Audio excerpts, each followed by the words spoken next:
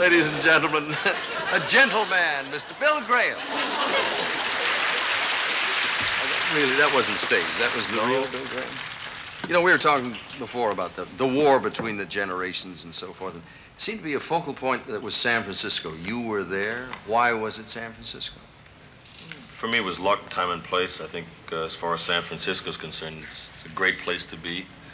It's a city of rejects, people who've tried to make it in L.A. or New York, actors and musicians and poets. It was the North Beach scene before then. Did the geography have anything to do with it? Yes, very much so. It's a nice place. It's a great place to live. The outdoors are available to you. The park was available. The law was rather loose with us, and they allowed us to put on shows in the park in the early days.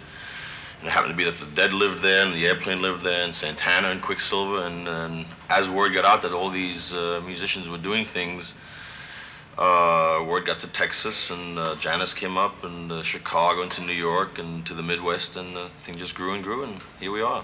What was the thinking, the psychology of young people then? Why had they changed their thoughts? You had a handle on it.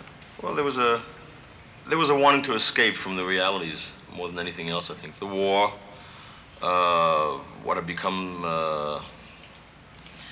you know, a myriad of misplaced people in America, and they just wanted to get away and have a good time. I think rather than make it any more than that, they wanted to go out and have a good time and forget about what they read about in the papers every day, because there was no change in what was going on in the paper. The plane crashed in a different state, that's all. There was a whale of a lot of change brought about as we watched it all happen. One of the frivolous areas that I remember was the clothing fads and all, and though these people were not San Franciscans, they became world-renowned. They dressed in a strange way. In the day once they had all animal furs and so forth, and this film goes back a ways. These people, Sonny and Cher, actually became the princess and the prince of their time. That's the way they look today.